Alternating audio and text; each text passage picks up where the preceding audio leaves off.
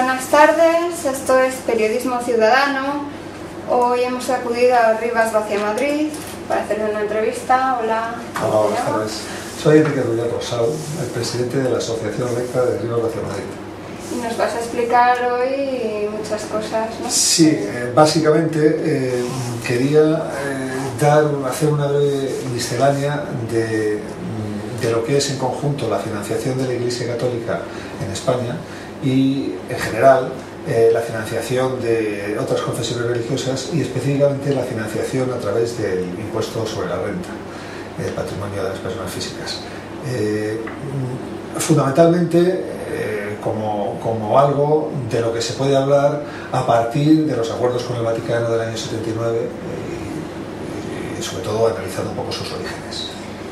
Porque puede que la gente no esté muy al día en este tema, ¿no? Y no esté todo lo informada que quizás debiera estar a la hora de marcar las casillas en el... Pues sí, efectivamente, la cuestión de la financiación de la Iglesia es un tema complejo, como todas las cuestiones relacionadas con la Iglesia, pero básicamente podríamos arrancar de los acuerdos con el Vaticano del año 79, que no son más que un refrito, una reedición de los acuerdos previos de 3 años antes, del 76, que a su vez eran una extensión de los acuerdos con el Vaticano franquista, en la época franquista del 53. Básicamente lo que pretendía la jerarquía católica cuando se inicia la transición es mantener su situación de privilegio en cuanto a financiación por parte del Estado, y eso pasaba por asegurar, por un lado, la financiación directa a sus obras, a sus curas, a sus monjas, a sus colegios, y por otro lado garantizar todo el gran aparato de exenciones y bonificaciones fiscales de las que ya gozaba durante el régimen franquista. De modo que cuando se empieza a negociar la Constitución, mientras todos los españoles estábamos liados con cosas de estatutos de autonomía, nacionalidades, cambio de modelo económico, la Iglesia llevaba ya 2 años antes negociando claramente cuál iba a ser el mecanismo económico del que se iba a dotar para poder seguir garantizando fundamentalmente su financiación en España. Una cosa que yo quiero decir, que mucha gente pues se pierde muchísimas veces en papeleos, claro, en leyes, no todos entendemos, ¿no? Claro. Y entonces cuando ya la burocracia se vuelve más complicada, entonces ya la gente no sabe qué es lo que está ocurriendo. Claro, es que ese es uno de los grandes problemas. Yo creo que la madre del cordero, por decirlo de alguna manera, de los privilegios de la Iglesia en España en la actualidad son los acuerdos sobre asuntos económicos del año 79. No solo los sobre asuntos económicos. En el 79 se firmó ese acuerdo y otros 2 más, uno sobre acuerdos jurídicos y otro sobre acuerdos educativos y culturales. Cada uno de ellos, incidía sobre un bloque de privilegios que había estado manteniendo consuetudinariamente la Iglesia Católica en España. Educación. Exacto, educación en la Iglesia y educación por un lado y todo lo de la cultura y toda la presencia de todo el aparato religioso en el ejército, en la judicatura, en los hospitales, en las prisiones, etc. Todo eso quedaba garantizado por estos 3 acuerdos.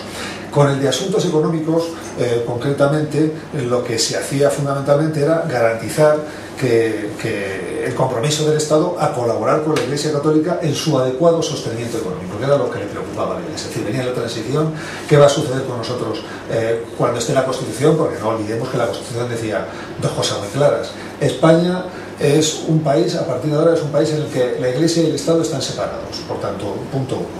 Y segundo, todos los españoles somos iguales y nadie puede tener privilegios en función de sus creencias. Existe libertad ideológica, libertad de creencias, libertad económica. Eso se ha respetado. Efectivamente, ese es el problema.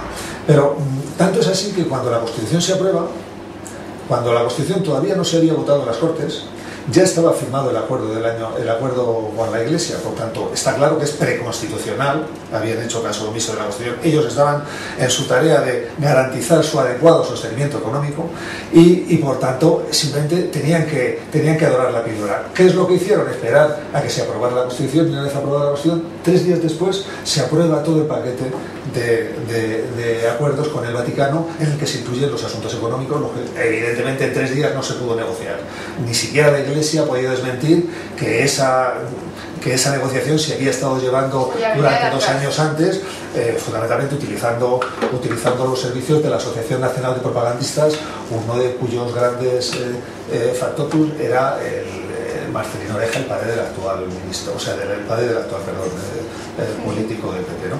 Entonces, ¿qué son los acuerdos sobre materia económica? Pues dicen, por un lado, vamos a garantizar la financiación de los curas, de las monjas, vamos a pagar sus sueldos y el sostenimiento de las iglesias, punto 1, con dinero contante y sonante. Y punto 2, así como durante el franquismo se mantenía una exención completa y todas las bonificaciones fiscales habidas y por haber a todos los bienes de la iglesia, garanticemos eso. Eso es lo que básicamente hace la iglesia. Cometieron algún error, y es que, porque claro, como en todos los acuerdos, hay varios aspectos, hay obligaciones y derechos, ¿no? En este acuerdo es curioso porque las obligaciones de la iglesia eran muy pocas, una diría yo solo, que hablaban de que se comprometían a la autofinanciación de sus actividades. No se especificaba el plazo, pero como se decía que iba a haber un interregno de 3 años y tal, parecía lógico deducir que en un periodo de 3-5 años podían estar en condiciones de autofinanciarse. Y bueno, esa es la cuestión, que eso obligaba a la Iglesia y ningún gobierno español de ningún color político ha exigido el cumplimiento de ese aspecto de los acuerdos, que era prácticamente la única obligación que tenía la Iglesia. Ahora bien, es cierto que la Iglesia, todos los privilegios y los derechos que tenían esos acuerdos, los ha exigido de una manera contumaz, diría yo.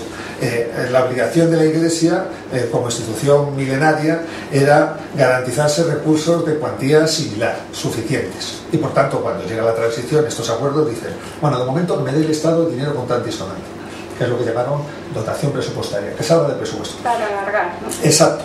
Pero en el periodo de 3 años vamos a poner en marcha algún sistema que se pueda ligar a los impuestos o a los recursos del Estado. En el periodo de 3 años, se dijo. Y a eso le llamaron asignación tributaria. Claro, el periodo de 3 años, si esto es en el 79, en el 82 ya debía haber entrado en vigor. Pero en el 82 no entró en vigor. Posteriormente creo que Felipe González declaró que bueno, que no quisieron ponerlo en marcha porque quisieron dar tiempo a la Iglesia a que fuera concienciando a sus feligreses de que tenían que autofinanciarse. La prueba de que no tenía ninguna intención de autofinanciarse es que en los recientes acuerdos de hace 2 años se ha quitado esa cláusula de autofinanciación, que era la única obligación que tenía la Iglesia. Pero bueno, pasó el 82 y como no llegaba en ningún gobierno tomaba la decisión, pues la Iglesia seguía llevándose el dinero del presupuesto tranquilamente. Empezaron con el equivalente a 20 y pico millones de euros, pasaron a 30 y pico millones de euros y hasta que llega un momento que en el año 88 se dice, vamos a poner en marcha el sistema. Ya se acabó de dar el presupuesto, porque es muy difícil vender en un país con una constitución que habla de la confesionalidad del Estado, que dice, a partir de hoy el Estado no tiene ninguna religión. Y por tanto dice, si no tiene religión oficial el Estado y está separada las iglesias del Estado, lógicamente estamos ante un Estado aconfesional y por tanto el Estado no tiene por qué financiar ninguna confesión particular. Estamos en un territorio de libertad ideológica, de libertad de creencias, de libertad de conciencia. Y por tanto, sí, exacto, se ven un segundín. Entonces, lógicamente, todas las conciencias particulares, sean cuales sean las creencias que comportan, religiosas o no religiosas, tienen el mismo derecho, porque lo dice la Constitución, somos iguales. A partir de ahí, obviamente, los acuerdos situaban en un terreno de clara desigualdad a las ideas religiosas, y especialmente a las católicas, respecto a las ideas que no eran religiosas, ateos, agnósticos, etc. Y esa es la madre del cordero, porque a partir de ahí la Iglesia se empeña en decir que esos son derechos, cuando lo que está claro, definido, es que es un acuerdo que obliga al Estado, y obliga sobre todo al Estado, porque exige la bilateralidad. Dice, oiga, y cuando usted vaya a cambiar algo, haga algo que me perjudique a mí en mi suficiencia económica, usted tiene la obligación de ajustarlo. De hecho, en España no se puede hacer ninguna ley que toque patrimonio o los beneficios de la Iglesia sin que esa ley se retoque. Es decir, por ejemplo, se ha hecho una ley de fundaciones en la que se da